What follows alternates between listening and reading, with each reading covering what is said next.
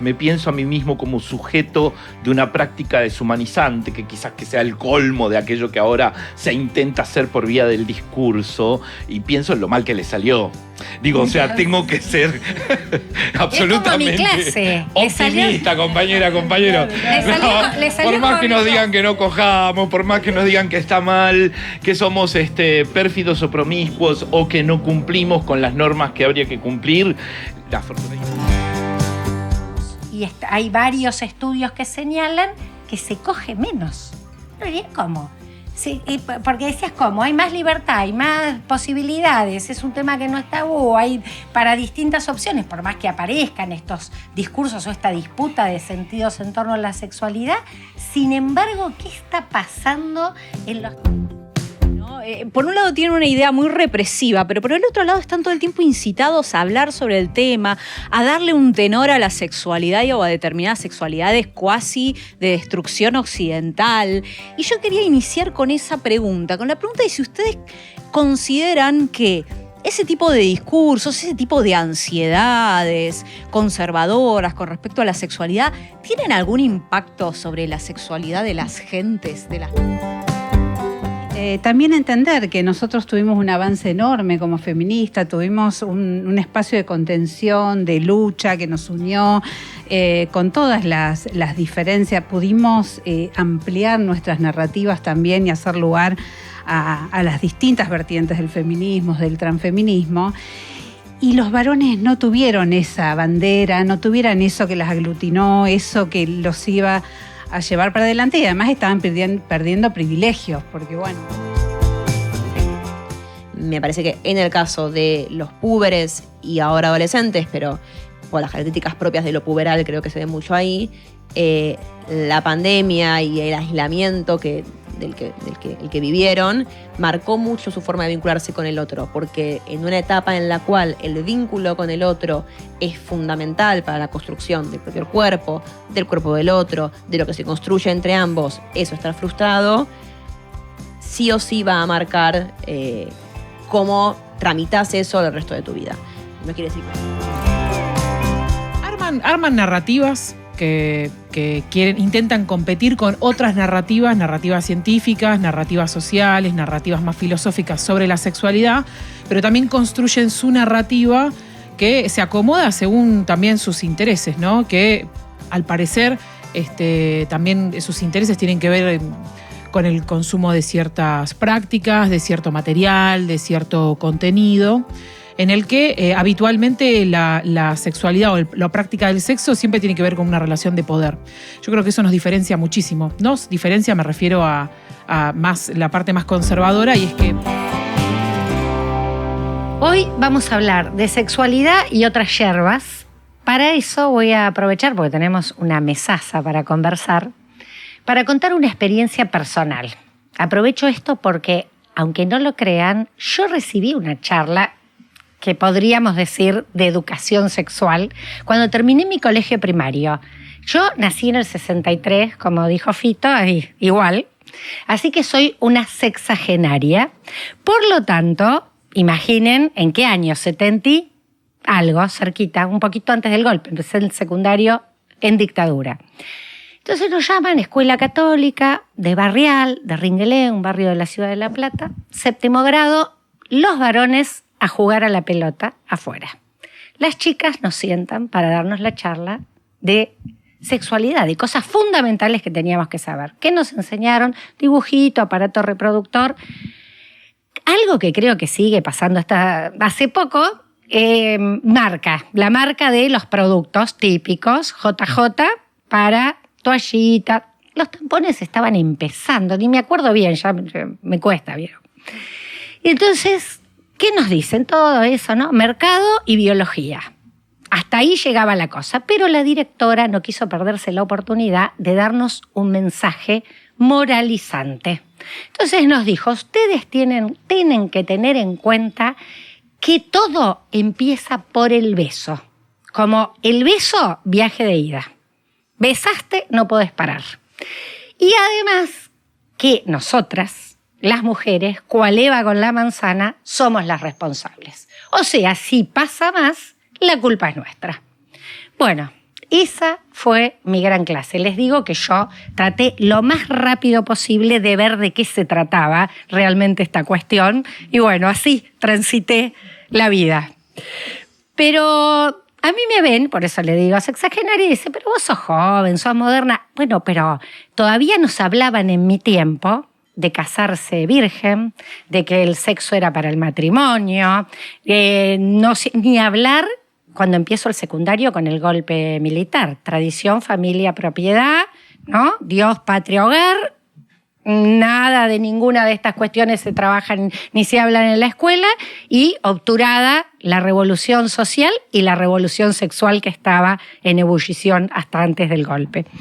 Después democracia, yo milito así, con el calor de la apertura democrática y muy rápidamente por los derechos de las mujeres. Todo el atraso que se había cortado con ese proceso represivo, y entonces a discutir programa de salud sexual y reproductiva, educación sexual, la ley, violencia por razones de género, bueno, décadas, divorcio. Empezamos primero con el divorcio vincular. Ahí aparecía cómo discutís esto, sexualidad fuera de la pareja, la reproducción. Teníamos que hablar de salud sexual y reproductiva. Ah, no, ¿cómo? La salud sexual no incluye la reproductiva. ¿Y es salud o es otra cosa? El deseo, el goce, fuera. Temas que no entraban.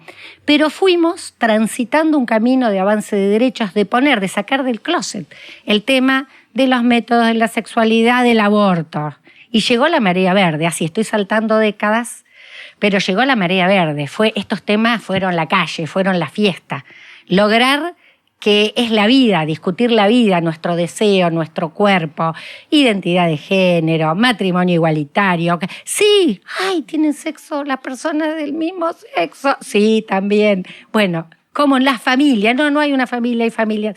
Estos debates fueron ampliando un contexto cada vez, podríamos decir, ampliación de derechos. Hoy nos encontramos en una circunstancia con las ultraderechas de la Argentina, pero del mundo también, que eligen los temas de la sexualidad como temas de conservaduría. Otra vez, Dios, patria, hogar. Las mujeres en la casa, los nenes con los nenes, la nena con la nena, parejita, el gato, el perro, así. Volvimos a retrógrados económicamente, conservadores socialmente. Necesitan de esta mirada, y esta mirada tiene como un campo de batalla otra vez el cuerpo, los deseos, la sexualidad y el control especialmente sobre las mujeres y las diversidades. Y es algo que no pasa solo acá, Inca, que pasa a nivel global. ¿Qué les pasa a las derechas que tienen esa cosa con la sexualidad que los atormenta? Foucault decía en un libro que debe estar por acá que estamos en una de las sociedades más charlatanas sobre la sexualidad. Nos encanta hablar de la sexualidad, hablar, charlar. Y yo creo que ellos tampoco se quieren quedar afuera, quieren hablar, ¿no? Por un lado tienen una idea muy represiva, pero por el otro lado están todo el tiempo incitados a hablar sobre el tema, a darle un tenor a la sexualidad o a determinadas sexualidades cuasi de destrucción occidental. Y yo quería iniciar con esa pregunta, con la pregunta de si ustedes consideran que ese tipo de discursos, ese tipo de ansiedades conservadoras con respecto a la sexualidad, ¿tienen algún impacto sobre la sexualidad de las gentes, de las personas, lo que las personas hacen con su sexualidad? ¿Modifica, cambia en estos momentos de conservadurismo social y cultural y político? ¿O no es tan lineal? ¿Cómo ven eso? ¿Se hacen esa pregunta con respecto a la sexualidad? Che, ¿cómo coge la gente en este contexto? ¿Qué hace la gente con eso en estos momentos? Porque sabemos que no son solamente políticos en un sentido de supraestructura. En general, muchas veces, este tipo de movimientos políticos conservadores en lo sexual, por ejemplo, bueno, también están hablando o dando ciertas respuestas a determinadas energías sociales, ¿no? No es solamente una cosa de arriba hacia abajo. ¿Cómo ven eso? El que quiera empezar, por supuesto. Acá son todas personas muy, pero muy sapientes sobre el tema. No vamos a hablar de prácticas, porque, bueno, es una cuestión de teoría, de charlar, como decía Foucault, sobre la sexualidad. Ajá, Sol te vi. Sol dijo... ¿Alguien dijo sexualidad? Bien. Bueno, gracias por invitarme. Es un placer participar de este encuentro.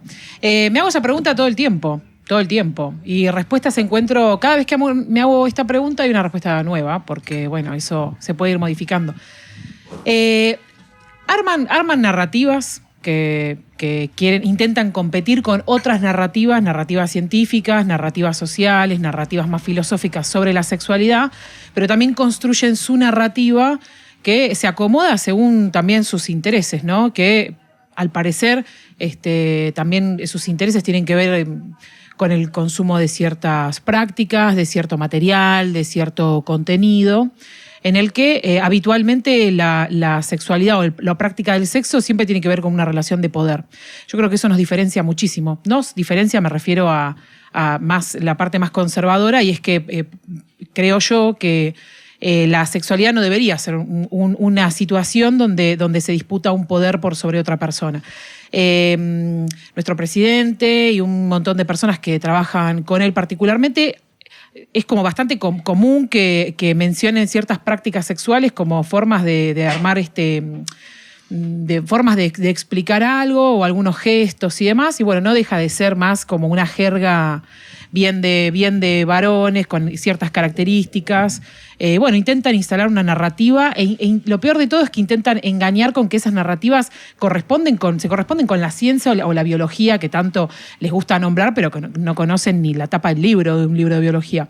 Así que me parece que la disputa es la narrativa, más allá de algunas cuestiones. Hay unas narrativas que ellos, bueno, intentan instalar y que la gente que los votó se lo va a creer, puede ser.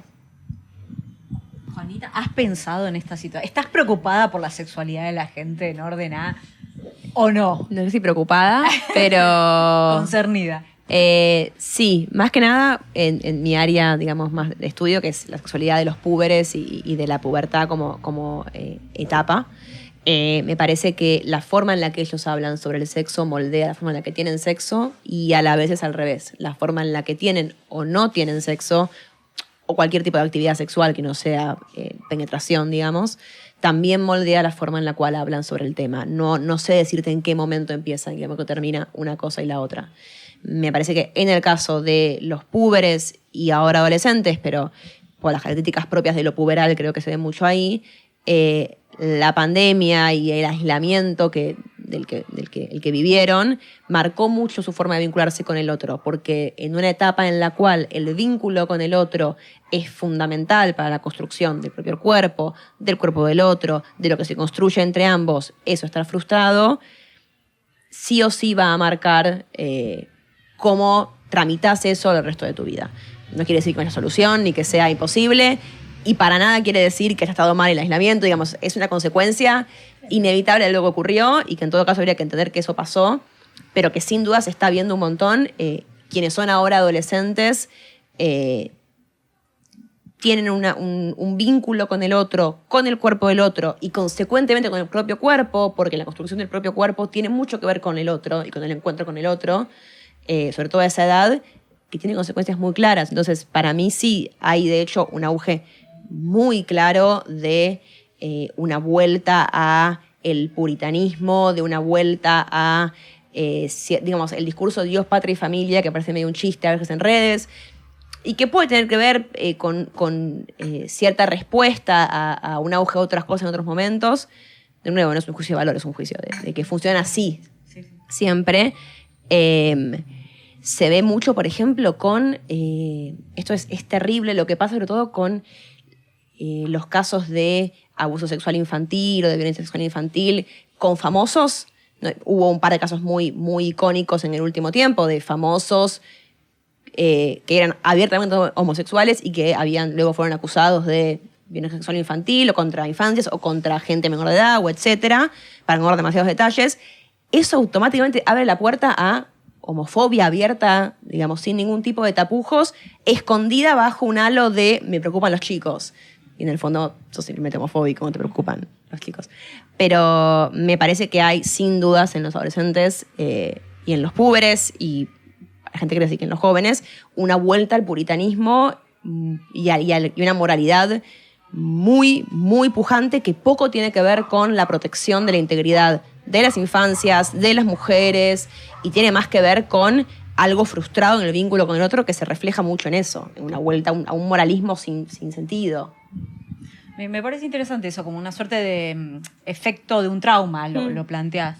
Valeria, Sí. ¿Cuál crees que es la relación entre este tipo de discursos, de situación política y la sexualidad de las personas? Sí, a mí me preocupa lo que no dice ese discurso, o sea, la extravagancia de lo que dice, lo que quiere controlar con lo que dice, pero sobre todo que no está presente la autonomía de las personas, las libertades, el placer, la capacidad de decisión que tiene cada persona, adolescentes, las diversidades, las mujeres en distintas edades. Entonces hay todo un borramiento del discurso de los derechos sexuales y reproductivos, del acceso gratuito a métodos, a la interrupción voluntaria y legal del embarazo y a tantas conquistas que tuvimos. De hecho, no sé, la anticoncepción de emergencia se puede acceder sin receta. O sea, hay un montón de temas que tienen que ver con acceso a derechos y no el control sobre los cuerpos de los otros, que están ausentes de la narrativa de este gobierno, digamos. Creo que circulan por otros lugares. Tampoco creo que vamos a ver lo que piensa la gente en este tema. Me parece que eso también se arroga el poder, esa posibilidad, pero tiene que ver con el control. Creo que circulan otras microprácticas y otras narrativas que sí tienen que ver con estos derechos y estas autonomías. Bien, o sea, hay posibilidad de líneas de Mucha, fuga y hay sí, muchas. Muchas Cristian, por estos lados.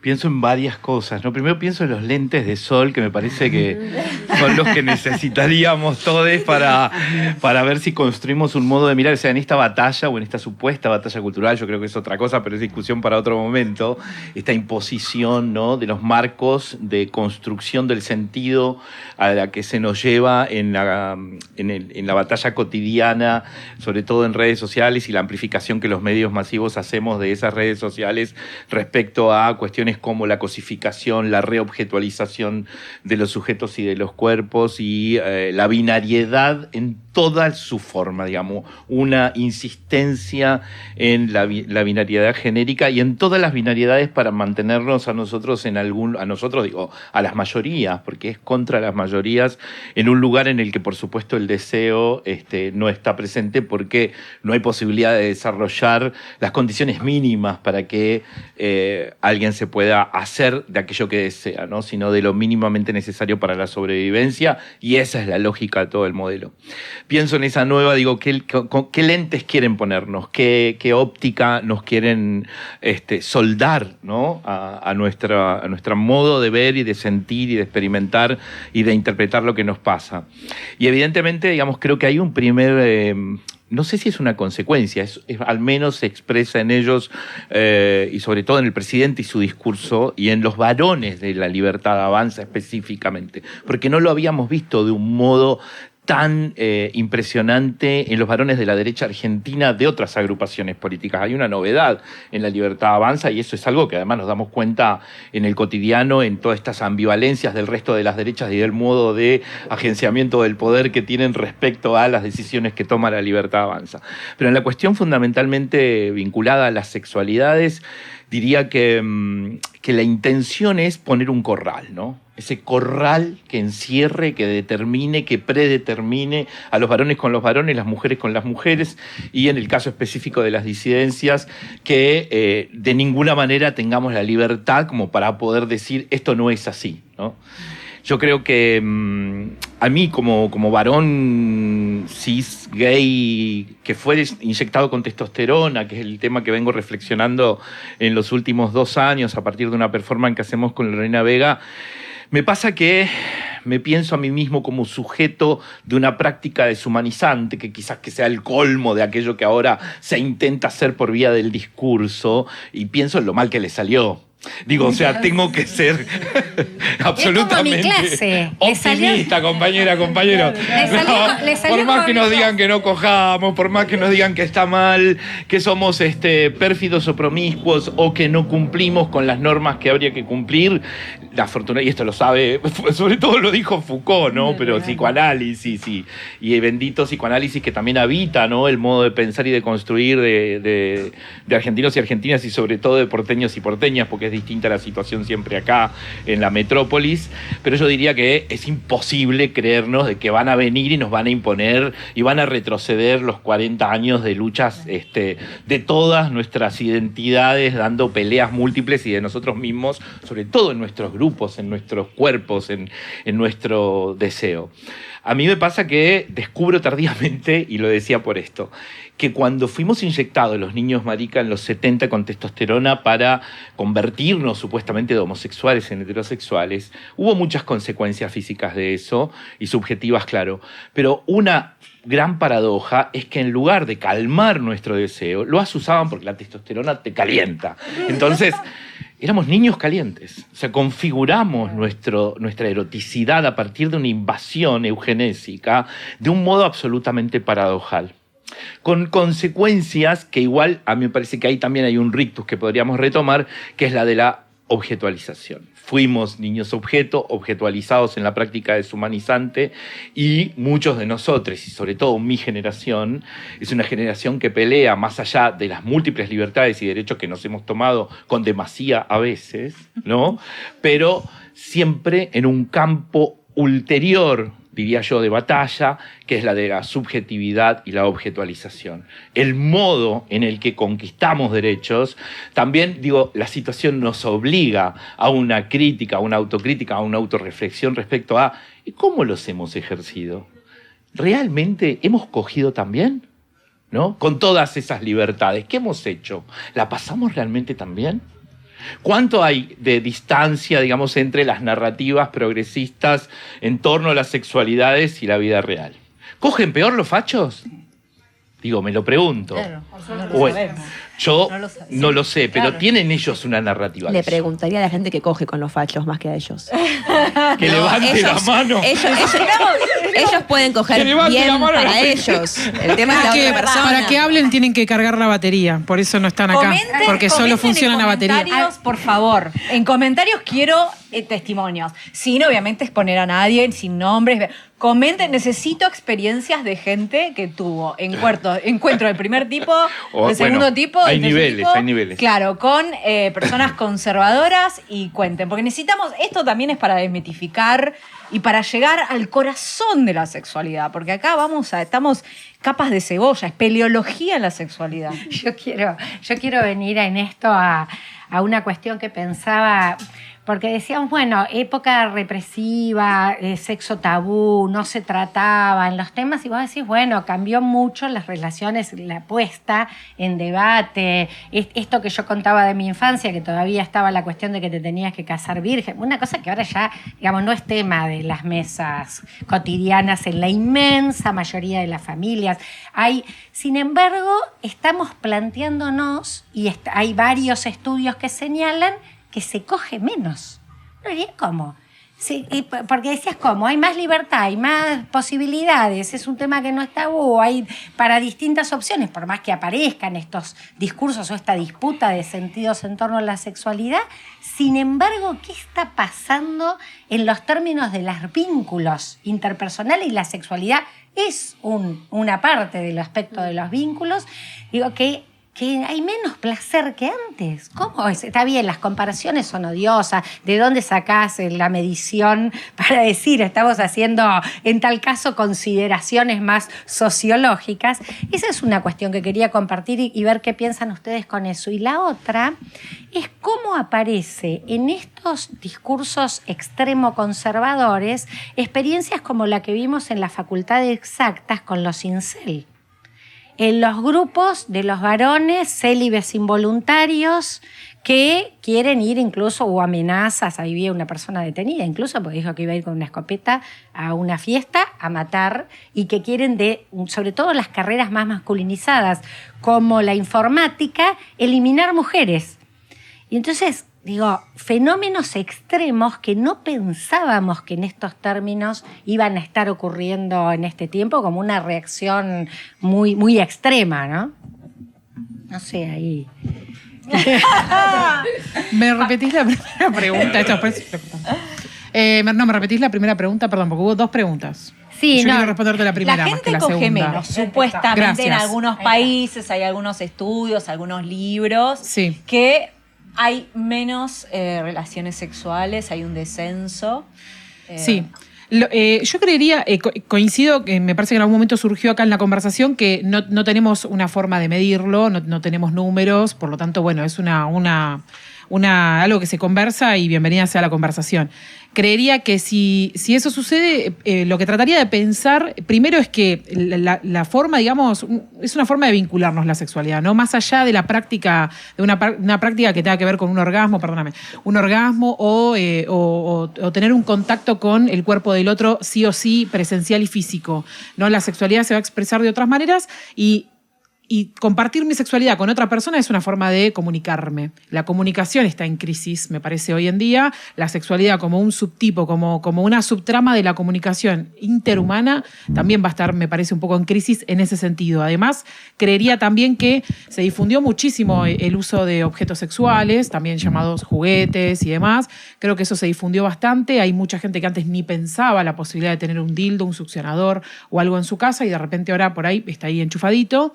Y también hay algo, me parece que hay que reconocerle bastante a los feminismos, a los movimientos por las diversidades, que tiene que ver con la autoexploración, el autoconocimiento, las prácticas masturbatorias y demás, que quizás eso antes estaba medio como, bueno, oculto, bajo 7 llaves, y de repente por ahí, creo yo, quizás me equivoco, aprovecho y les pregunto, pero me parece que por ahí en alguna época quizás la posibilidad de tener un buen orgasmo era, tenés que encontrarte con otra persona, y ahora de repente por ahí yo conozco mi cuerpo y el mejor orgasmo que puedo tener lo voy a tener con esta mano, o lo voy a tener con este aparato, o lo voy a tener conmigo, con mis ideas, mi imaginación, mi material, no sé, lo que sea, no importa.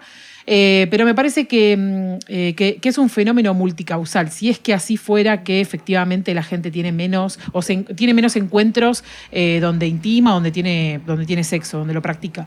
Yo creería que sería eso. No lo vería como algo negativo, lo vería como un fenómeno a observar, a ver qué consecuencias trae más adelante. Pero por el momento no lo vería como algo negativo. Yo. Es para una tesis sociológica sobre el uso del Satisfyer y no decimos la marca porque no puso plata acá. Es No, marca. decimos claro, Wow. claro. Nos deben plata lo de Cosito, Satisfyer, ¿no? ratoncito, El Mickey cosito, Mouse. el huevito, la pavita, el cosito que se mete, sí. Digo, por la cuantificación sociológica, pues es el único modo que tendríamos de respondernos a la pregunta.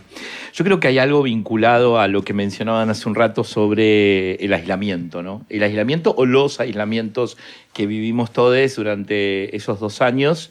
Un tema del que no nos gusta hablar, un tema que espianta votos, que espianta reuniones, que espianta parejas. ¿A quién se le puede ocurrir hablar sobre la pandemia en una primera cita, por ejemplo? Olvídate. Yo por lo menos diría eject, ¿no? Me iría, no sé si estoy Así que no hay sexo. piantando oyentes. Pero mejor hablar de sexo. Pero los aislamientos, digo, me llevan a pensar en la recesión, la relación entre aislamiento y recesión y el modo en que la recesión económica, el fantasma de la deuda, el compromiso cotidiano con la sobrevivencia, y sobre todo las 2 consecuencias más claras que yo veo, por lo menos en mi cotidiano, que son la melancolía y la queja, a la que nos está llevando, digamos, como primer consecuencia sobre nuestras subjetividades, este modelo de absoluta exclusión y crueldad.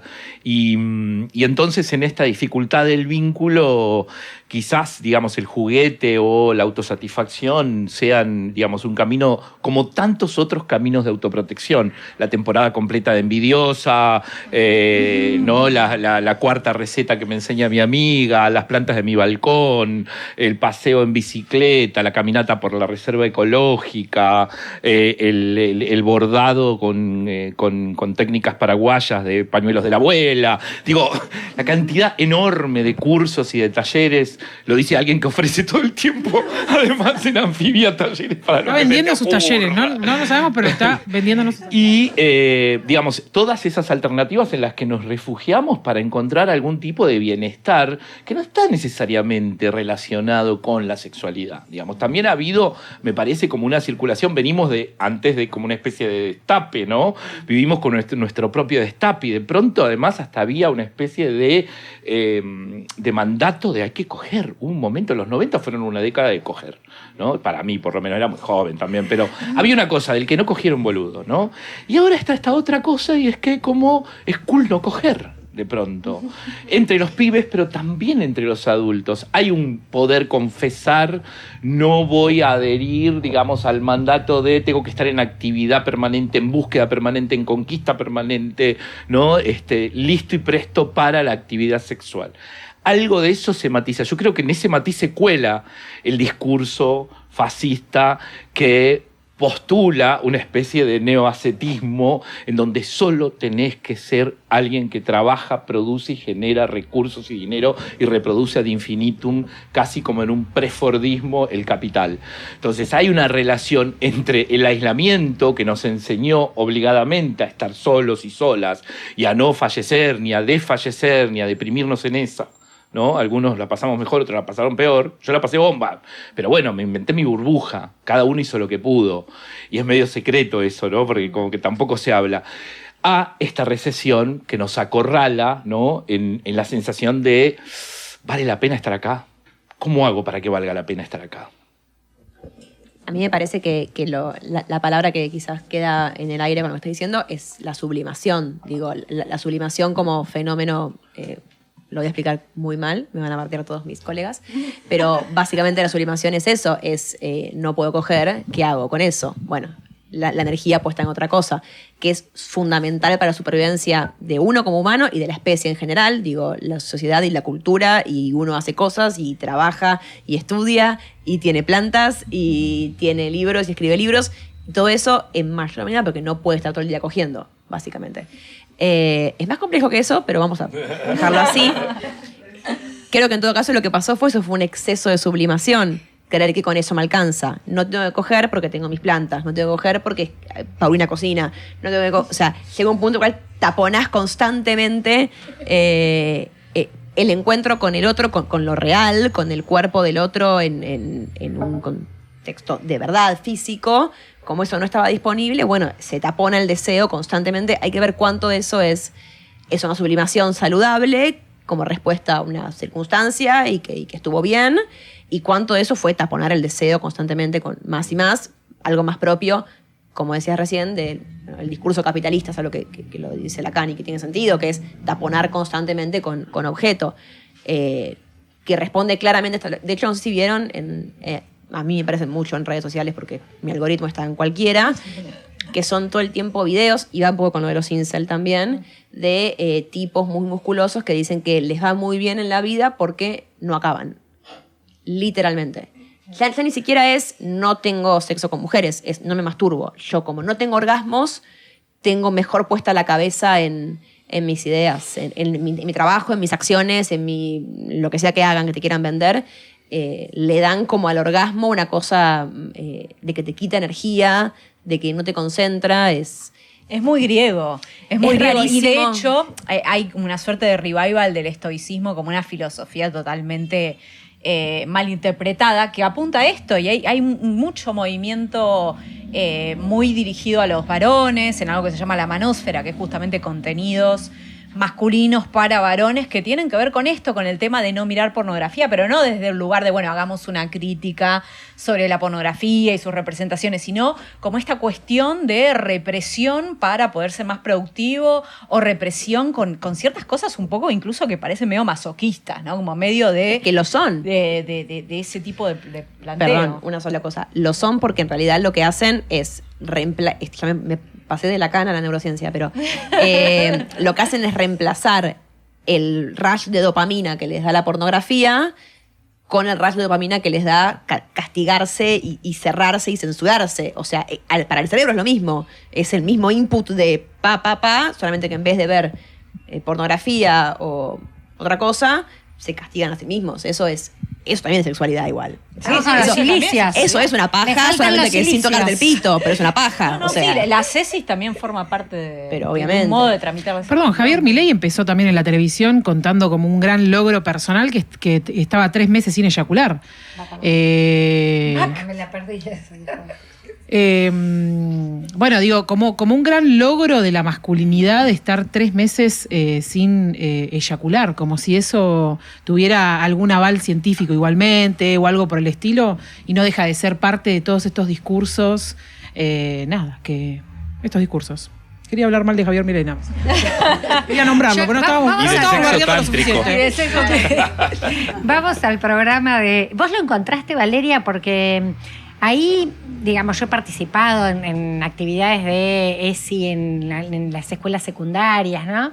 ¿Y qué pasa por ahí en el programa? Vos estando al frente del Programa Nacional de Salud Reproductiva, ¿qué pasa con los varones? Yo veía una cuestión, porque algunos de los factores que dicen tienen que ver... A mí me parece muy importante que hayamos traído tanto la pandemia, porque hay que seguir trayéndola, porque ha sido profundamente traumático, y si vos al trauma no lo abordás y decís, chau, de esto no hablo, es peor. Por lo tanto, está bueno esta reflexión, pero digo, me parece que también yo me encontraba con otras cuestiones en el colegio, que es algo que algunos también señalan, que los pibes están como un poco desconcertados.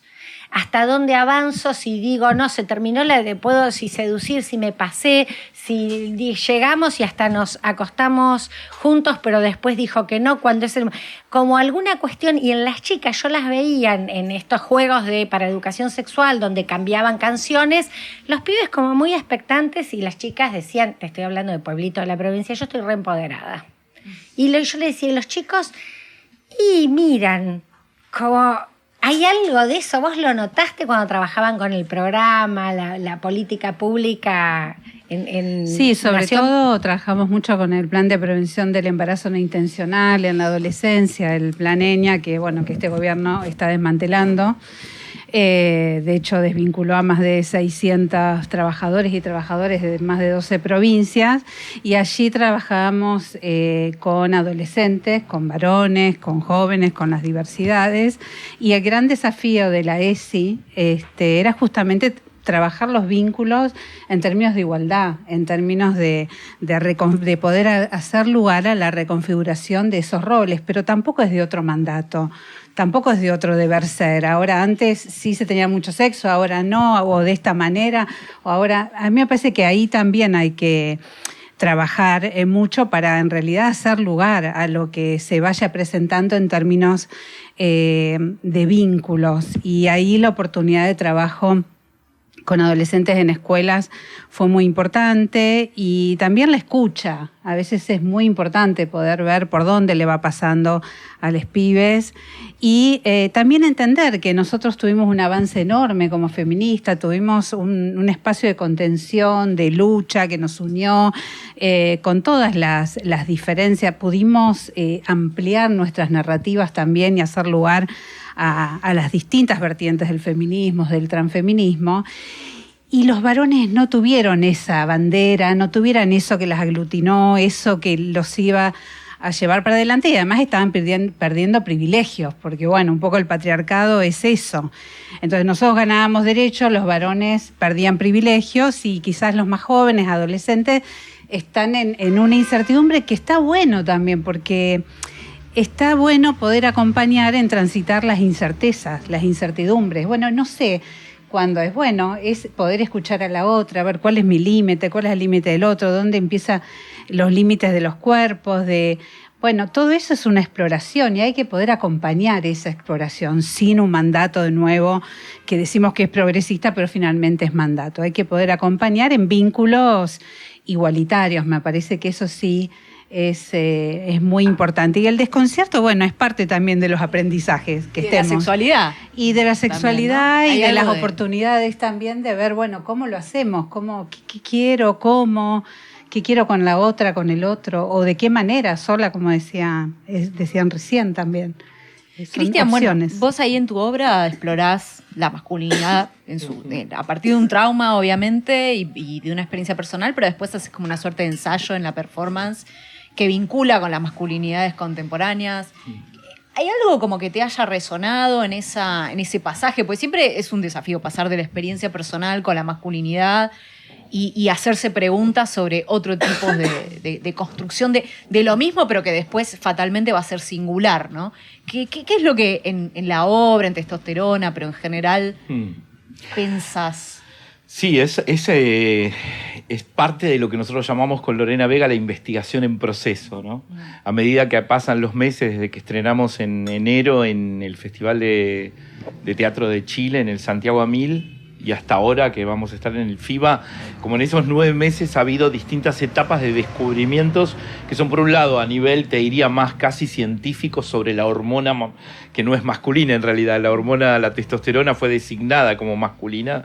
Ustedes por supuesto saben que las mujeres producen testosterona y que sin testosterona tampoco podrían producir andrógenos y que no es más que una nominación de la biología, la condición masculina de la testosterona. Y por otro lado, te diría que en el campo de la masculinidad, algo muy personal, muy íntimo, respecto a cuáles fueron las consecuencias subjetivas de 8 inyecciones de testosterona en el cuerpo de un niño de entre 6 y 8 años, ¿no? Y entonces la obra lo que sí trabaja son distintas etapas de este sujeto, ya voy a hablar en tercera como el Diego, ¿no? De este señor que está en escena a los 53, repasando una vida que tiene mucho también de épocas, ¿no? Allí están los 90, yo les hablaba de los 90 hoy, ahí está Ave Porco, que es el primer lugar en el que se encuentra con otro varón, ¿no? Y los modos de gestión de esas formas de la masculinidad. En algún momento una identidad masculina que se acerca más a Rodolfo Walsh que a Truman Capote, ¿no? Como modelo de una masculinidad combativa, clandestina, heroica, ¿no? Y luego Jean Genet para explorar el costado más extremo, ¿no? De una sexualidad con el otro, salida completamente del margen, y la paternidad como un modo de ejercicio de la masculinidad en un varón que decide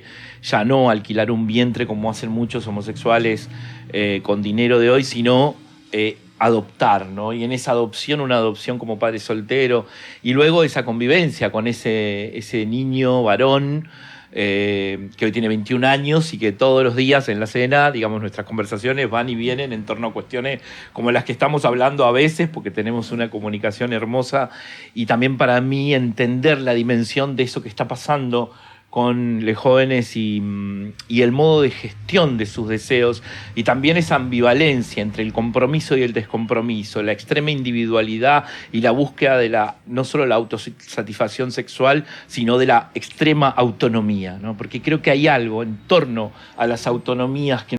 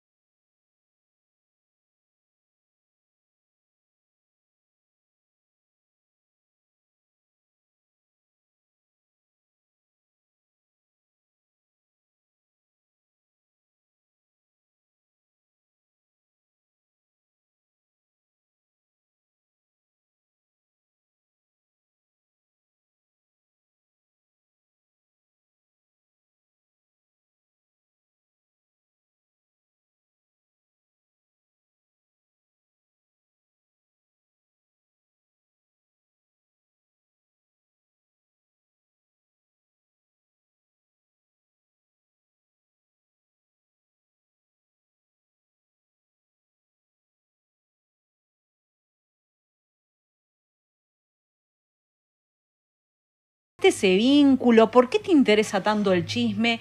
¿Cuál es la relación también entre los chismes de la farándula, vinculados quizás más con lo sexual, y las personas, las audiencias, ¿no? Porque uno podría pensar, bueno, a veces también las personas regulan sus propias sexualidades y relación con las normas a través de la farándula, ¿no? O sea, ¿cómo es eso? O no, o vos decís, no, eso lo tengo por separado, está por un lado de psicóloga. Yo soy psicóloga, pero después cuando voy a mirar el programa de, no sé, de la tarde, LAM, me olvido de eso, o no, o haces un nexo. No, a mí me parece, el psicoanálisis tiene dos grandes temáticas que son las que regulan el inconsciente, porque no hay forma de abordarlas sencilla, que son la sexualidad y la muerte. Son los dos grandes temas que en sus variantes nos marcan a todos. Y son los dos grandes temas del chisme.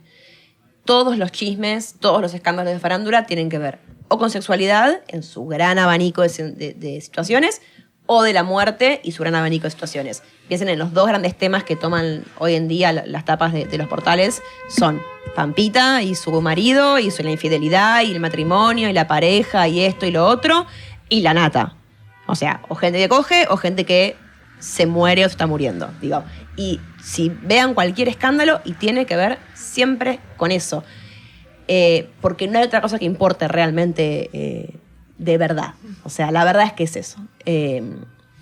A mí particularmente es un tema que me interesó de toda la vida, porque para mí era muy importante, pero una cuestión más personal mía, sentirme más vinculada con lo que la gente, entre muchas comillas, estaba hablando. Yo sentía que vivía en un mundo, en una familia y en un grupo social en el cual se hablaban de cosas que el resto del mundo no hablaba y que era una cosa de nicho, y que yo iba a la escuela después y nadie hablaba de lo que hablaban mis papás. La gente en la escuela hablaba de Showmatch, no hablaba de CQC, ponele. Y yo sentía como que había algo que me estaba quedando afuera, que había un mundo real del cual no formaba parte. Sobre todo porque cuando yo era chica no había tanto internet. Entonces no había tantos mundos reales. Había un mundo real, había una tele de aire que en mi casa no se veía, y yo sentía que había un mundo allá afuera que estábamos perdiéndonos.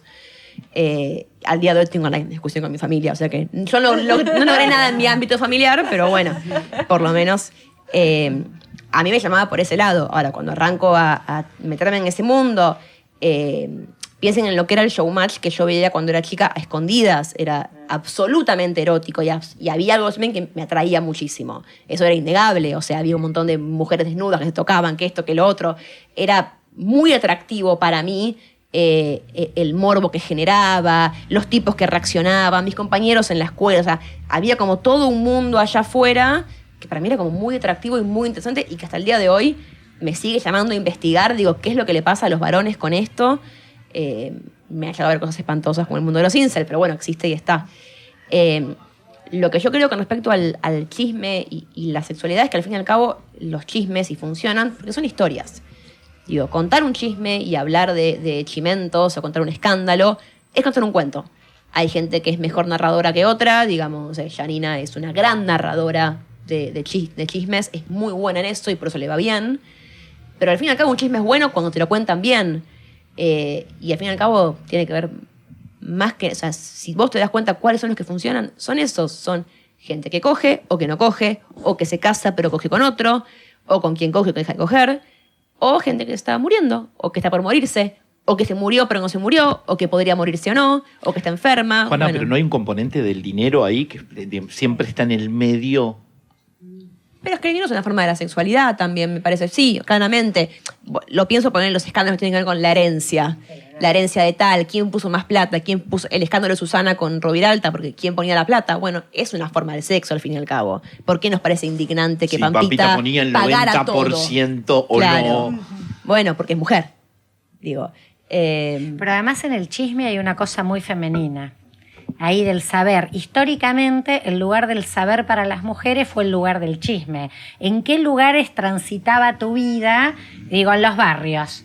En la verdulería, el almacén, la panadería, en la puerta de la casa, las que manejaban las relaciones de lo que pasaba en la comunidad. Acá estamos ya en la tele, pero si lo pensás en la tele se traduce. El lugar del chisme es un lugar femenino, un lugar de construcción, de conocimiento, de poder. Lo que pasa es que siempre nos dijeron que el conocimiento es otra cosa, ¿no? Es el pensamiento abstracto, estudiar no sé qué, la academia, pero ahí siempre para las mujeres el lugar del chisme fue un lugar de poder, de construir, ¿no? Relaciones de poder en su comunidad, en el lugar de trabajo. Esa cuestión del chisme es muy atractiva también, ¿no? Perdón, por ahí hablábamos de cosas importantes, pero nos hicieron creer que eran chismes. Exactamente. ¿Ok?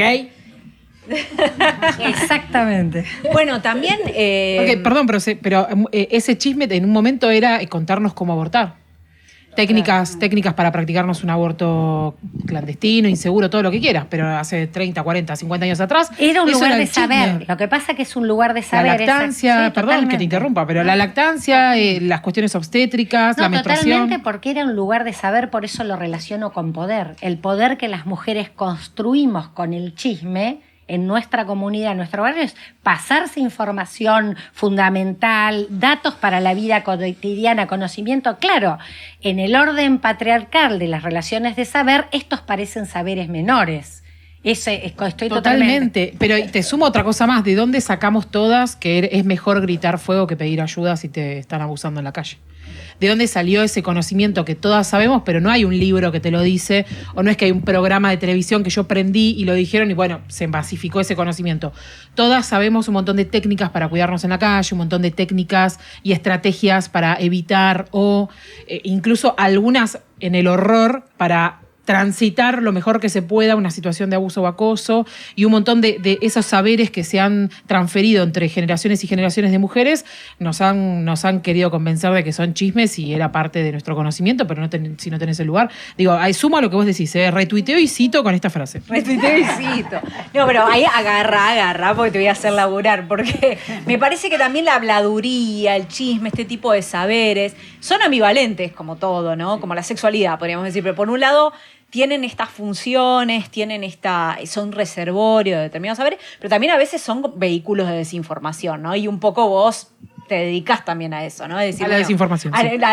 Me haces quedar re bien, gracias. No.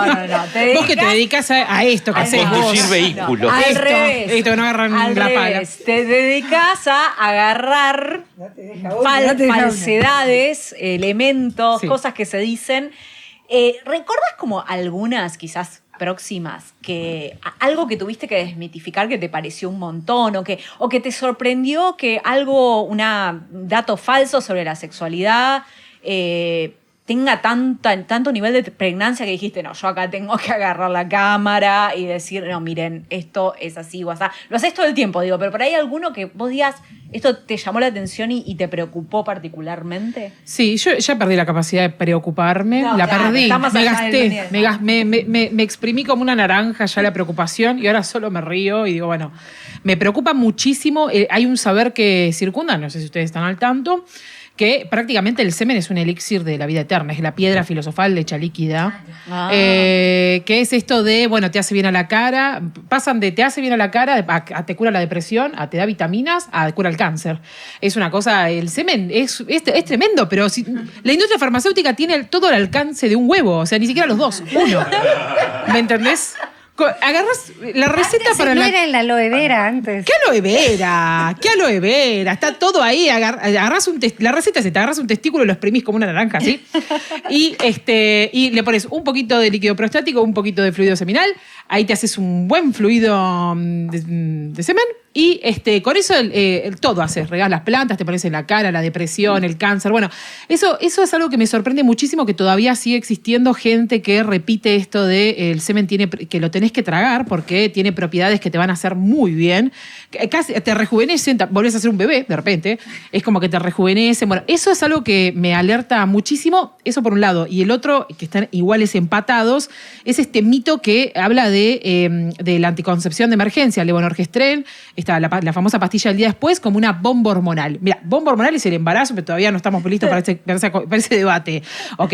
Si les preocupa tanto la salud de las personas que van a gestar, ahí tienen 9 meses meses para ocuparse, donde todos los días es renovar tu carnet de vida prácticamente en esa situación y nadie le preocupa. O sea, las mujeres embarazadas están con la presión por las nubes, están con la glucosa por las nubes, están entrando y saliendo constantemente a veces de las terapias intensivas, de las internaciones y demás, y a nadie le importa porque es un proceso natural el del embarazo, pero una mínima dosis de progestágeno de repente se ponen como locos, pero estamos discutiendo la autonomía, ¿no? Obviamente, no la situación de detener la ovulación, frenarla o atrasarla. Pero esas dos cosas, el concepto bomba hormonal me destruye y es como que en parte me desilusiona, pero al mismo tiempo me divierte. Libre, terrible también. ¿Cuál? Y ahora que es de venta libre y se recomienda entregar así con el preservativo. Yo agarro un levonorgestrel y Claro. si quiero puedo tirarlo a algún lado, bomba, explota todo. ¿Querés tirar una pared? Explota todo, Estás construyendo en tu casa y tirás una bomba. No, Gilla Murano ahora es con el levonorgestrel, directamente hago así. Bombita Murano. Sí, yo hago así, con una dosis mínima de progestágeno, cuidado. Y así tengo explotás en bloom. Sí, eso y pongo un poquito así con un testículo, hago así como si fuera un limón, hago así, un elixir de la vida eterna. ¿No entra también, tengo dos preguntas, ¿no entra también ahí un discurso sobre los anticonceptivos orales y parches? Yo veo mucho en redes como un discurso de la pastilla es lo peor que puedes hacer, te caga la vida, o sea, es como una respuesta a todo lo que no se dice sobre los anticonceptivos orales, que te los dan sin hacerte un estudio, sin nada, pero que, por lo menos desde mi experiencia, como que se exagera un montón y se lo pone como lo peor que te puede pasar en la vida, tomar una anticonceptiva. Y otra pregunta, si no ves... De una porque tengo muy poca memoria. Por favor. Perdón. Pero, yo, y la otra, para, porque no me voy a acordar, no es por nada. No, espera, esa sí, obvio, re. Lo que pasa es, sí, sin dudas hay un montón de... Los anticonceptivos son hormonas, como mencionamos una recién muy importante, que es la testosterona. Son hormonas. Las hormonas son factores de crecimiento, son moléculas que estimulan los crecimientos de distintas cuestiones de tu cuerpo, dependiendo cuál. No todo lo que sea una hormona sexual tiene que sí o sí salir de un ovario o un testículo, la glándula suprarrenal, que independientemente de tu género, de tu identidad, de lo que vos quieras, todos vamos a tener al menos una glándula suprarrenal, después discutimos las diversidades, pero al menos una. Y en este sentido es verdad que hay un montón de efectos adversos y todo. Me parece que la pelea es más de, ¿por qué nosotras somos las que nos exponemos a los tratamientos vinculados a los tratamientos? O sea, usé mal esa palabra.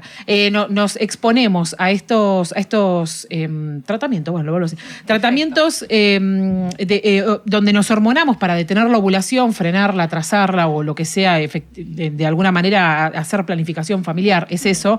Y lo cierto es que hay mucho discurso en contra que tiene que ver con eso y en realidad... hay muy poca información, los profesionales de la salud no nos dan mucha información. A veces no es, viste, que uno no tiene información y se la guarda, realmente no la saben. Eso es algo malo, o un mal escenario, de mal pronóstico para nuestra salud, pero efectivamente existe. Pero me parece que hay un discurso extra con respecto al levonorgestrel o a esta dosis mínima de progestágeno. A la pastilla del día después, que viene mezclado también con estas ideas de esa abortiva. Si abriste las piernas, jodete. Mira, para tomarla no tengo que abrir las piernas. O sea, así que no tiene nada que ver una cosa con... La puedo tomar, sí, con la pierna abierta o cerrada. Y tampoco es que vos te tropezás y te caes sobre un pene que está eyaculando. O sea, hay otra persona también decidiendo sobre esto, me parece. Así que, bueno, me parece que detrás de estos discursos a veces en contra, particularmente del levonorgestrel, hay un poquito de esta misoginia, bueno, un poco de todo eso que se salpica. Y ahora también la mala fama, digamos, que se le ha hecho al DIU, que justamente hay muchas jóvenes ahora que por ahí prefieren no tomar hormonal, pero eligen DIU, que es perfectamente también un método que te permite mucha libertad, pero bueno, no están tan difundidos como otros métodos. Y bueno, creo también que el acceso al aborto ha ampliado márgenes de libertad también, como para poder, junto con la píldora el día después, poder elegir también mejor. Ha impactado en las elecciones de los métodos anticonceptivos, me parece. La industria farmacéutica, con todo lo que tenemos para pelearnos con la Big Pharma, igual te ofrece un abanico de posibilidades, digo, ¿no? Posibilidades de acceso, tenés el chip, tenés el implante, tenés las hormonas, tenés pero un montón. no salimos de que es para las mujeres. Está muchísimo, vos decís, porque... Y otra vez la culpa, ¿no? otra vez aquella, porque sigue más desarrollado todo lo que tiene que ver con anticoncepción para las mujeres. Entonces es nuestra responsabilidad, bueno, ahora aparece vasectomía, pero es... ¿no? Excepto que te encuentres con un libertario tántrico y que Claro, no vas tiene a 3 quedar, meses sin no vas a eyacular. quedar embarazada. Bueno, pero hay líquido preseminal, o sea que para el embarazo no funcionaría. Bueno, en provincia de Buenos Aires tienen una experiencia fantástica con vasectomía sin bisturí en algunos lugares, con mucha demanda de jóvenes. Muy bueno. Ahora están creando en otros países, obviamente. Están creando, hay un gel que yo cuando me enteré me reí, lloré en partes iguales. Pero era un gel para que ellos se pasen en la espalda. Y con eso, bueno, su semen puede salir sin espermatozoides con todo el resto de los fluidos, que son los de sostén del esperma, pero sin los espermatozoides, o sea que funcionaría como un método anticonceptivo, pero es un gel que vos te lo pasás en la espalda. Y por ahí vos hacías haciéndote la tonta, le hacías. Claro. Apretás el Te hago unos masajitos, bebé. Un gel, pero vos te ponés el DIU, tenés que estar 15 minutos así, con el DIU que entró, que no entró, poniéndote el chip, bueno, en fin. Bueno, las Ahora me das accesos cuenta que son lo podrían para haber discutir. hecho hace décadas y ¿Y por qué décadas. no? Ahí está. Porque ¿qué Está busca la ahora. ciencia? La responsabilidad de la anticoncepción es nuestra. Entonces ahí hay una carga y ellos, ay, no, el preservativo me molesta, es una barrera terrible. No siento, ¿no? La excusa, entonces siempre la responsabilidad de... ¿No sentís? O sea que si te hago esto, no lo sentís, ¿no? Bien, a ver si no sentís. Perdón, mire medio... Estoy bien. Juanita, aprovechá la hora, ¿verdad? La segunda hora porque Ay, la encontré. Sí, perdón. Es que la otra era re baja, bueno, no importa. Era, Igual todo lo que... Si la bajas... yo siento como que hay también un discurso en redes de las fases del ciclo menstrual medio místico de repente. Sí, sí, no sé sí. si lo ubican, como Hemos que vuelto estás en tu a fase lútea, tenés que comer sandía y vas a estar más conectada con los libros de Saer y es tipo, güey, recontra específico todo. Como Maridaje. sí, que es como también Mucha receta, medio... ¿no? Parecería ser como que las mujeres no podemos tener conocimiento sobre nuestro cuerpo científico sin que nos tire a la vela prendida y a la místico. Sí, hacerte un té de menstruación. Claro, sí. Bueno, no les dije, pero yo les puse mi menstruación en sus cafés, ¿eh? Porque quería pasar la experiencia. No les Ahora dije. siento que tengo ganas de leer a Pizarnik. Porque viste, la sangre te lleva a Pizarnik, a la condesa El sangrienta. Marqués de Sade. Sí. O al Marqués de Sade o a Pizarnik, algo así medio truculento. Sí, hay todo un costado medio místico. Yo no tengo mucho conocimiento, reconozco también que no tengo mucho interés en saber mucho de eso. Y esto siempre se me fue penado en mi exposición y en mis redes sociales. Lo lamento, no me interesa. Sigan a otra persona que sí estudie la temática y que quiera compartir datos sobre eso. Yo leo otra cosa, estudio otra cosa, entonces comparto lo que yo considero también. Y lo que creo que yo puedo explicar. Lo otro no lo puedo explicar. Esto que vos decís es así como vos lo decís, pero a mí me sucede que no tuve formación en eso, mi formación no fue de ese tipo, entonces tampoco no quiero hablar ni bien ni mal, pero termino siempre hablando mal. Pero Soy yo esa igual, que siempre hablo que la gente hable mal. No, pero igual está muy bien. Cada uno puede creer lo que, o sea, adherir a la teoría que mejor le cuadre. Eso me parece lo ideal. Pero bueno, cualquier cosa que vos creas, me parece que algo tiene que sostenerse y es que hay que tener conciencia de que existen las ITS, conciencia de que existen los embarazos no intencionales. Y yo sé que queda medio patologizador lo que digo de, todo el tiempo estate pensando en esto, pero los números de sífilis siguen subiendo, o sea, los embarazos no intencionales, la verdad que es una piedra en el zapato, y que me parece que son temáticas que desde la salud pública hay que abordar. Después, si cómo afecta a la luna, tu estado de ánimo y eso, y tu signo y no sé qué. Le asunto agua y entonces... Buenísimo, luna, Renesa, mar. reina, anda, ve. Pero el forro póngetelo, boluda, por Claro, favor. eso, tipo, todo bien, bárbaro, sí, todo re sí, pero la sífilis viendo cómo vos te haces una jarra loca de menstruación, la sífilis viéndote ahí. Y O sea, además no es quiero que muy pase. grande el crecimiento de la sífilis, ¿no? Hay cifras tenían, por lo menos en la provincia de Buenos Aires, lo que manejamos es enorme cuando pensás una enfermedad que tendría que estar recontrolada, pero... Absolutamente, y que la forma de trabajar sobre sífilis es la prevención. Perdón que estoy masticando. Pero no tenemos vacuna. Tenemos una cura que es una pavada, que es penicilina. Es lo más, o sea, la penicilina, yo creo que en algún momento vamos a levantar este vaso y va a haber penicilina abajo. Tenés la suerte de que Treponema pallidum, que es la bacteria que provoca, digamos, la sífilis, no desarrolló sensibilidad todavía para la penicilina. Cualquier pavadita que tenés en la garganta es recontra sensible a la penicilina. Cualquier cosita que te agarrás de infección urinaria es resistente a la penicilina. Todas las bacterias ya se avivaron de que existe la penicilina, menos Treponema pallidum. Es la única que tenés que tratar con penicilina. Está ahí atrás. Te juro, vos, o sea, son unos inyectables, son unas dosis. Vos, la bacteria escucha el ruido de que vos estás armando la jeringa y ya se murió. Solo de escuchar el ruido, vos le vas diciendo, te voy a inyectar penicilina y la bacteria ya se muere.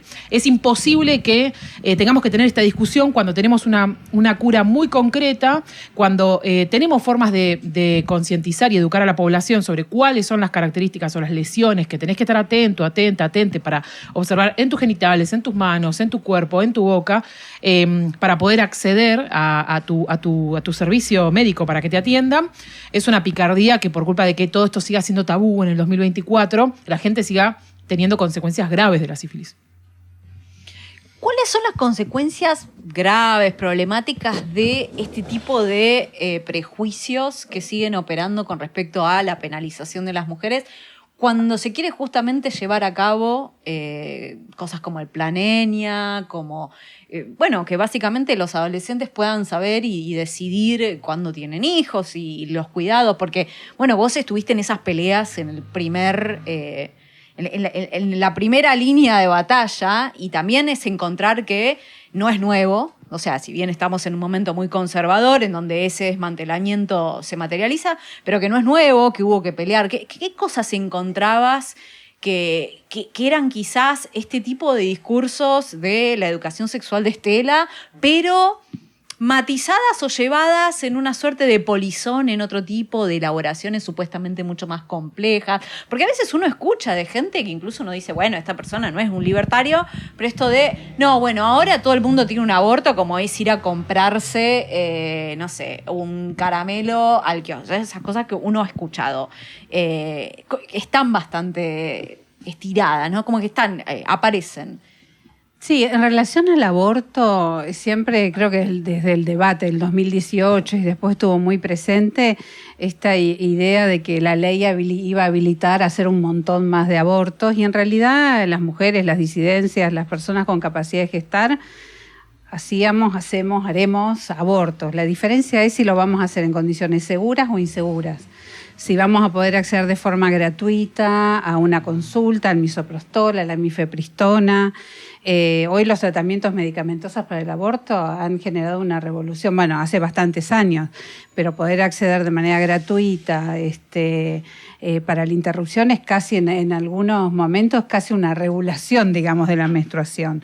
Entonces, esa es la diferencia, y quizás el impacto hoy que tenemos fuerte es que se ha discontinuado la distribución de insumos gratuitos. Entonces, eso, más allá de que sostienen los equipos de salud las prestaciones, y también hay otras modalidades como AMEU y otras modalidades, eso impacta en la salud de la población, desalienta también a las usuarias, y además lo empieza a hacer más inseguro, porque no es que va a haber menos abortos, sino es el tema de la inseguridad.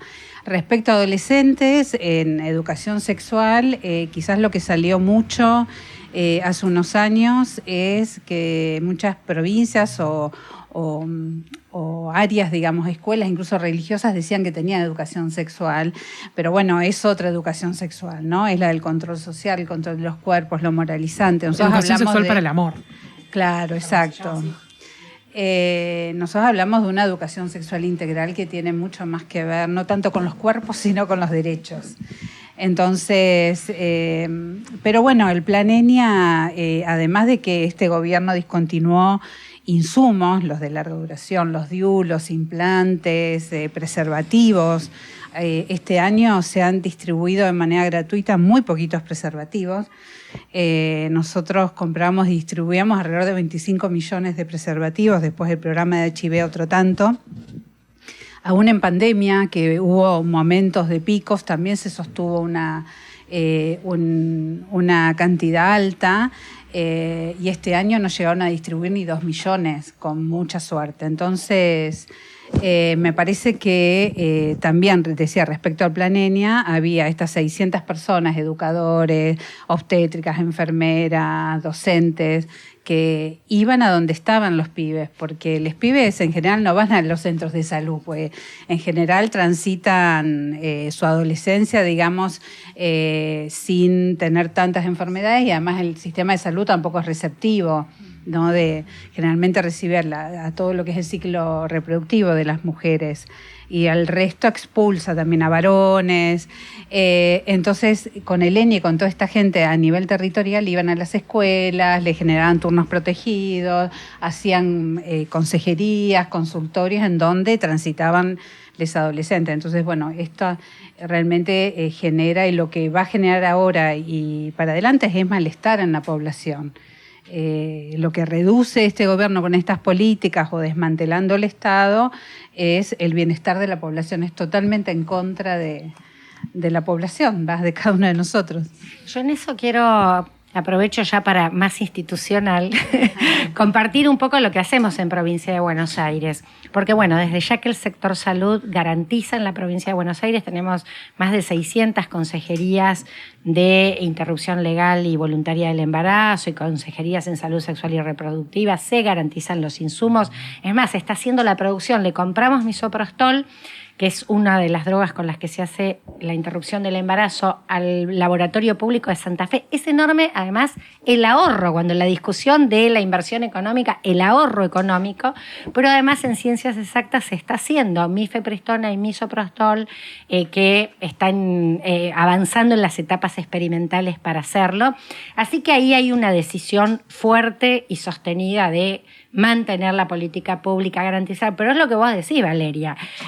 No hay la misma cantidad de recursos y de acceso a la información en todas las provincias del país, ni la misma voluntad política de llevarlo adelante, y esto trae más embarazos no intencionales no deseados, por lo tanto, más búsqueda de aborto. Al revés, nosotros lo dijimos siempre y esto se demuestra.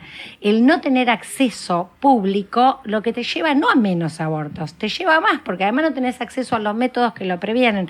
Es realmente un problema que están agravando socialmente con estas decisiones de cortar todo lo que tiene que ver con política pública, con salud pública y el Estado. Bueno, un desastre lo que generan para adelante, y ni hablar la eliminación de leña, que tuvo semejante éxito en la reducción clarísima, 50% del embarazo no intencional adolescente. Sí, de la fecundidad adolescente. De la ¿no? fecundidad. O sea, las adolescentes tuvieron menos hijos. Sí. E hijas, y eso sí es un impacto en 5 años además. Pero Más ahí del yo quiero 50%. traer en la historia, digo, porque llegamos acá, nosotros tuvimos 15 años de campaña por el aborto legal, seguro y gratuito en la Argentina. Digamos, un movimiento feminista, social, que generó la discusión de que había que lograr el aborto legal, pero para esto cambiar, digamos, poner en el debate público esta cuestión, en el sector de salud, en el sector de los derechos. Y para mí logramos, incluso con un gobierno reaccionario nacional como el que tenemos, que se sostenga, porque se produjo realmente un cambio social, incluso en los sectores profesionales que nunca fueron muy de avanzadas. No es justamente el sector médico el que haya sido en la Argentina pionero en estas transformaciones, como fue de otra manera el uruguayo o hasta el brasileño. En Argentina se hizo un enorme cambio, sobre todo a partir de un activismo que dio la discusión no solo en el terreno callejero, que sí se dio, sino también en colegios profesionales, en las facultades de medicina, de derecho, y eso me parece que es lo que nos ayuda a que se sostenga y que el cambio electoral transitorio no te lleve todo para atrás. Hoy en lo que hablábamos al principio, que Cristian traía algo de esto. Bueno, no es que pasás de un plumazo todos los derechos que se conquistaron, y ahí me parece que lo que fortalece que se sostengan es que hay una sociedad que se movilizó para esto, hay movimiento social, ¿no? Sí, también las redes feministas crecieron y se formaron también y se armaron dentro del sistema de salud, porque por ejemplo las médicas generalistas, la medicina general fue un aporte enorme con el fallo FAL, con todavía la ILE, la querida ILE. Yo la verdad que la interrupción legal por causales aportó mucho también, fue parte de este activismo, y que fines del 2020 había más de 900 equipos que garantizaban el aborto, la ILE.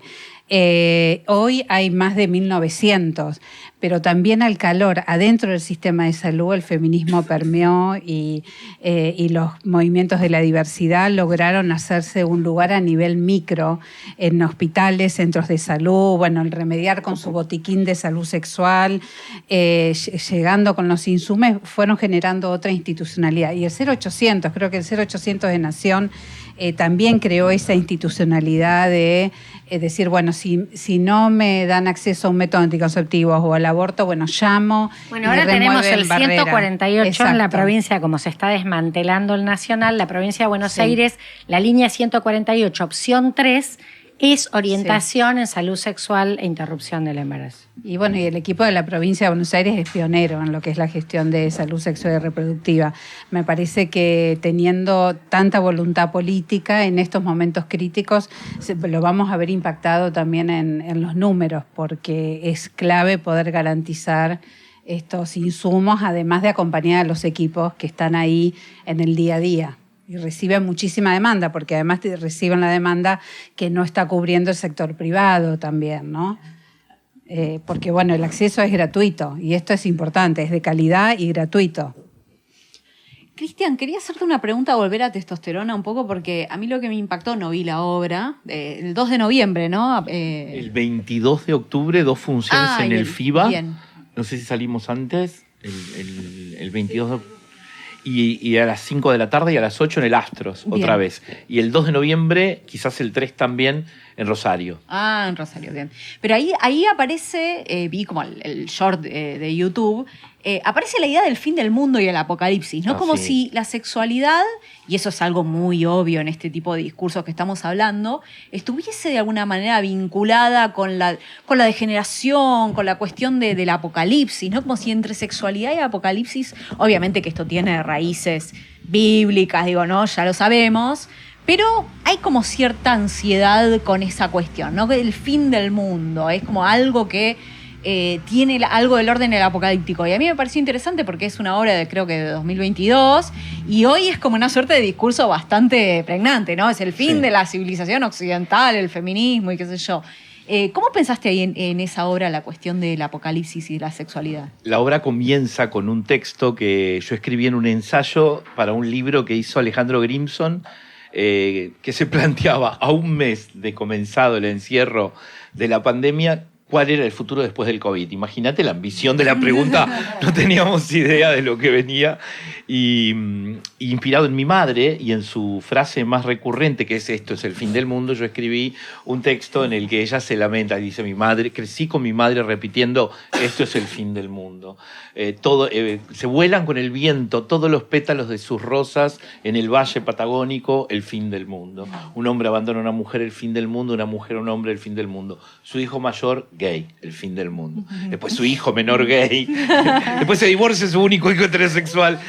Y luego le pasan una cantidad, terremotos, maremotos, estalla Chile, se cae, se quiebra una muñeca, viene el COVID y mata millones, y todo es el fin del mundo. Esa sensación de apocalipsis a mí me acompañó desde pequeño, porque un poco está en la narrativa de una mujer que proviene del mundo popular, campesino urbano del sur de Chile, que atraviesa la dictadura de Pinochet.Nosotros nos salvamos primero de la dictadura de Pinochet, después vinimos acá a la Patagonia y llegó la dictadura argentina. 2 dictaduras, así como así.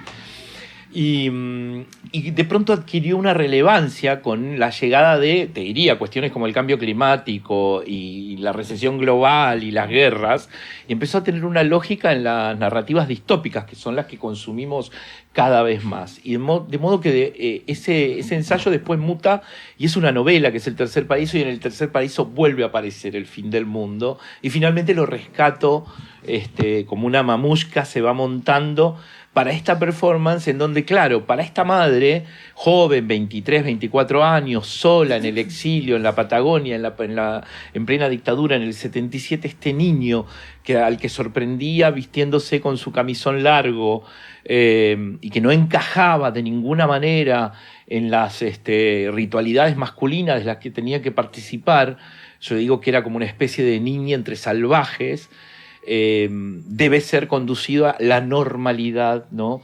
A través de la ciencia, porque además el imperio de lo biológico y lo científico al auxilio en una idea absolutamente alemana y eugenésica. Vos sabés que fueron los alemanes los que más experimentaron con la testosterona en presos homosexuales en los campos de concentración de la Segunda Guerra Mundial, aunque fue sintetizada a comienzos del siglo XX y desde el principio de la hormona se experimentó con la idea de curar lo que se consideraba una enfermedad psiquiátrica, que era la homosexualidad.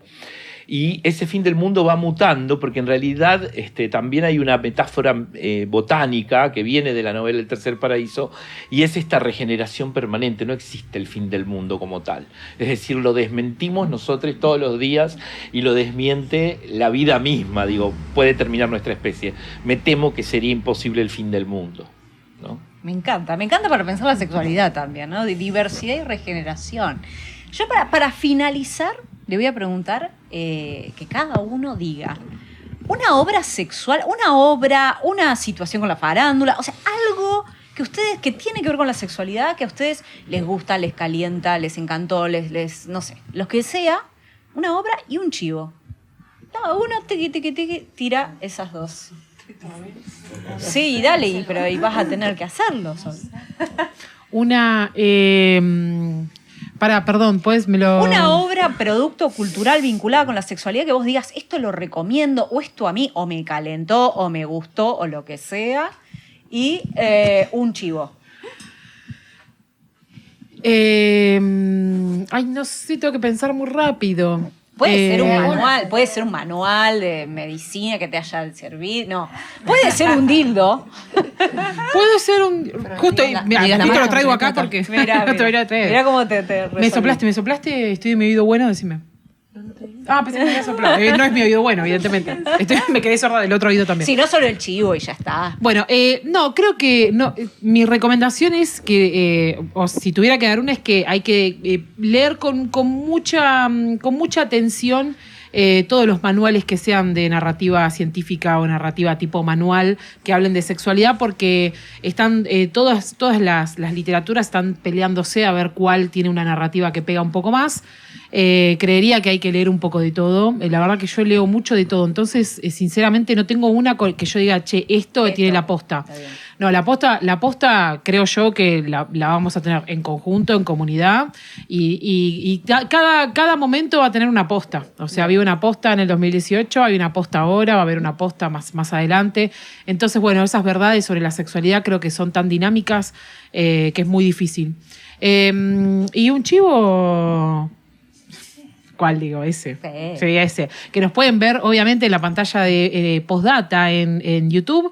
Nos pueden ver haciendo cositas. Bien. Tenés un programa que se llama La Triunvirata, donde Me ayuda haces con algunas sí. Charlitas muy interesantes, así que la pueden encontrar. Estamos haciendo ahí. Ensobradas los miércoles a la noche en vivo en el stream. Claro, exactamente. Y los martes publicamos La Triunvirata, que es una serie de entrevistas que hacemos ahí en Postdata con mucho amor, mucho cariño y mucha autogestión. Bien. Juanita. Lo pensé, dije, bueno, me hago la indie y digo, tipo, Despertar de Primavera. Pero dije, va a quedar de poco orgánico con mí. Les diría que si les interesa el mundo de la sexualidad, sobre todo de púberes y de adolescentes y de niñas también, que se metan en Wattpad y en fanfiction, que lean lo que escriben las chicas sobre lo que fantasean. Es una entrada muy interesante al mundo de la sexualidad de ellas. Digo femenino porque son, en mayor que son mujeres o se identifican como mujeres. Es súper interesante, da un poco de vergüenza ajena a veces porque bueno, son chicas y escriben mal y se les nota mucho los hilos lo que quieren armar y no hacen tanto velo a la hora de hablar de eso, pero es muy interesante. Y si tienen ganas de espantarse, pero también de saber qué calienta a los varones, a sus pares varones de la misma edad, pueden entrar a cualquier foro, incel, le hace Devox, Boxed, etc. Van a ver cosas espantosas y horribles, pero que existen y que yo soy partidaria de que hay que saber que existe allá afuera, aunque nos dé miedo. Y hablando de cosas que dan miedo, pero tío, lo único que hago en mi vida va siendo estar en Blender de lunes a viernes de 10 a 1 en Escucha Ofertas con el mejor equipo ever, que son Guillaquino, Galia Moldaski, Juan Ruoco, Navaja Crimen y toda la gente hermosa que pueden ver ahí. Excelente. ¿Valeria? Sí, difícil, pero Yo A ver, pensé que yo les iba a creo, resultar no re fácil. tengo, Que me es decís, que no, no. tengo esta película que me recalentó y no, les compliqué la vida. No tengo receta. Sí creo que uno entra por lo sensible también, por determinadas películas, el arte, el cine, la danza, la música. El desafío es descubrir por dónde le pasa a cada quien en ese momento, sin recetas, tranqui también, siempre tratando de tener ese registro del otro, de la otra, pero me parece que ese es el desafío en un mundo tan hiperinformatizado, con tanta información y tanta normativa de cualquier lado y tanto deber ser. Me parece que el desafío es tratar de ver cómo logramos encontrar esas líneas de fuga, esos momentos de intimidad con nosotros y con otros. Pero bueno, el desafío de eso, de no saber, de la búsqueda. Y Chivo es un poco aburrido, porque bueno, yo garantizo y trabajo en Derecho, entonces puedo pasar 2 páginas donde pueden buscar buena información. Una es del proyecto Mirar, donde hacen un monitoreo de la implementación de la ley de aborto, y otra que se va a relanzar ahora esta semana, el Observatorio de Salud Sexual y Reproductiva, de gente muy interesante, que hay información también disponible de salud sexual, de métodos, de acceso al aborto, de derechos, de algunos temas de género más específicos. Así que bueno, ese sería mi chivo, un poco aburrido, pero ahí compartimos. Cristian. Yo creo que hay que ir a ver la obra de Tantanián, Eduardo II de Marlowe, que estrenó creo que el viernes pasado. Fui al ensayo general. Es descomunal. 2 horas en la Casa Cubierta del San Martín. A mí lo que más me gustó de todo, me gustaron muchas cosas, no todas, pero la mayoría, pero lo que más me gustó es la escenografía y el vestuario de Oria Pupo. Oria Pupo me parece una artista increíble. Ella vive afuera, vive en París, pero trabaja con Tantanián en sus grandes obras, y acá hace un despliegue, también hay un despliegue interesante de cuerpas que me pareció erotizante. Así que nada, es la historia de este rey que en los 1300 fue primero asesinado su amante varón y luego él. Quizás como uno de los primeros hitos de los crímenes homofóbicos en la historia, pero narrado también con cierta ironía por Tantanián. Me encantó. Bien. Y el chivo es no solo que vayan en Rosario, rosarinos, rosarinas, a vernos el 2 a la plataforma La Verden, sino que empezamos una campaña con el diario El Ciudadano que se llama Te Buscamos, en donde yo, un poco les cuento, yo encontré a lo largo de estos meses a distintas personas que se fueron acercando, chicos de entre 30 y pico y 50 y largos, que fueron inyectados con testosterona en sus infancias y para someterlos a tratamientos de conversión de la homosexualidad. Y sabemos, porque ya lo tenemos chequeado, que en Rosario esto fue una práctica, por lo menos hace 30 años, y que algunos nos dicen incluso hasta hace menos tiempo. Estamos buscando a esas personas que por ahí se animan a tomar contacto con nosotros para contarnos su historia. Excelente, me encantó. Bueno, gracias. A mí me encantó. ¿Te La pasé encantó? muy bien y espero que la hayan pasado así de bien y que nada, abra muchas preguntas, encuentros, debates, que hablemos mucho de estos temas. A mí me parece que en un tiempo que nos llaman al desaliento, al individualismo, al sálvese quien pueda, que las malas noticias son cotidianas, bueno, que nos encontremos a hablar de cuestiones así, que nos interrogan, nos ponen en cuestión, decimos que sabemos. Me gusta que los diálogos sean intergeneracionales, porque acá traemos experiencias muy distintas desde lo que vivimos, escuchamos y desde las propias experiencias vitales de cada uno y de cada una. Esto queríamos, pasarla bien, así que súper agradecida que hayan Muchas gracias. compartido este momento Muchas con gracias. nosotros. Y comenten Gracias. lo que les haya surgido, que seguramente podemos seguir la conversación en los comentarios.